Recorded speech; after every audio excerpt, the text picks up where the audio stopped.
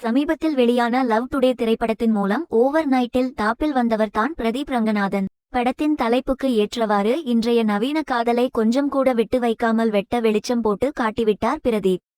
இந்த படம் ரிலீஸ் ஆனதிலிருந்தே இளைஞர்கள் இவரை கொண்டாடி வருகின்றனர். சமூக வலைத்தளம் பக்கம் போனாலே லவ் டுடே திரைப்படத்தை பற்றிதான் பேச்சு. இந்நிலையில் இதுவரை இப்படம் உலகளவில் 52 கோடியும் தமிழ்நாட்டில் மட்டுமே 44 கோடியும் வசூல் செய்து மாபெரும் சாதனை படைத்துள்ளது. மிக குறைவான பட்ஜெட்டில் எடுக்கப்பட்ட இந்த திரைப்படம் பல மடங்கு வசூலை பெற்றிருப்பது படக்குழுவினரை சந்தோஷப்படுத்தியுள்ளது. இந்த படத்தால் பிரதீப் அடுத்தடுத்து பிஸியான நடிகராக மாறியிருக்கிறார். அது மட்டுமல்லாமல் யார் இந்த இயக்குனர் என்று அனைவரும் வியந்து பார்க்கும் அளவுக்கு பிரதீப் ரங்கநாதன் மிகப்பெரிய செலிபிரிட்டியாகவும் மாறியிருக்கிறார். ஓவர் நைட்டில் பிரபலமாகியுள்ளார் லவ் டுடே இயக்குனர் பிரதீப். தற்போது பல்வேறு ஊடகங்களுக்கு பிரதீப் ரங்கநாதன் பேட்டி கொடுத்து வருகிறார். பிரதீப் லவ் டுடே திரைப்படத்திற்கு முன் 2019ஆம் ஆண்டு கோமாளி திரைப்படத்தை இயக்கியிருந்தார். வேல்ஸ் இன்டர்நேஷனல் மூவிஸ் தயாரிப்பில் ஜெயம் ரவி, காஜல் அகர்வால், யோகி பாபு, சம்யுக்தா ஹெக்டே, இயக்குனர் KS ரவிக்குமார் இந்த திரைப்படத்தில் நடித்திருந்தனர். இந்த படம் மெகா ஹிட் அடித்தது. 15 கோடி பட்ஜெட்டில் உருவான இந்த திரைப்படம் 50 கோடி வசூலித்தது. கோமாளி வெற்றியை தொடர்ந்து தான் லவ் டுடே படத்தை எடுத்திருக்கிறார்.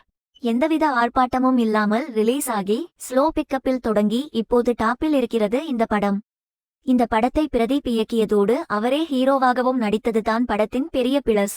இவரை தவிர வேறு யாரையும் அந்த கேரக்டரில் வைத்து பார்க்க முடியவில்லை. பொதுவாக இயக்குனர்கள் ஹீரோக்கள் வில்லனாக காமெடியன்களாக நடிப்பது ஒன்றும் புதிதில்லை. ஹீரோக்களுக்கு பின் கைகட்டி கொண்டு சுற்றுவதை விட நாமே நடித்துவிடலாம் என இறங்கி நடித்த இயக்குனர்கள் பல பேர் உண்டு.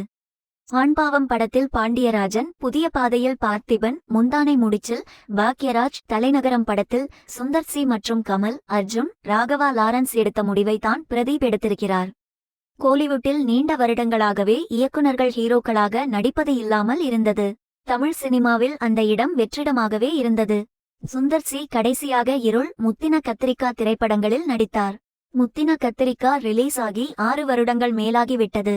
இப்போது இவர்கள் விட்டு சென்ற இடத்தை பிரதீப் நிரப்பிவிட்டார். அதுவும் ஏனோ தானோ என்று ஒரு படம் நடிக்காமல் முதல் பந்திலேயே சிக்ஸர் அடித்துவிட்டார். டாப் ஹீரோக்கள் எல்லாம் இவர் கதைக்காக இயங்கும் நிலைக்கு வந்துவிட்டார்கள். தமிழ் ரசிகர்கள் இவரை கொண்டாடி வருகிறார்கள். 5 கோடி பட்ஜெட்டில் உருவான இந்த படம் இதுவரை 50 கோடி வசூல் செய்திருக்கிறது.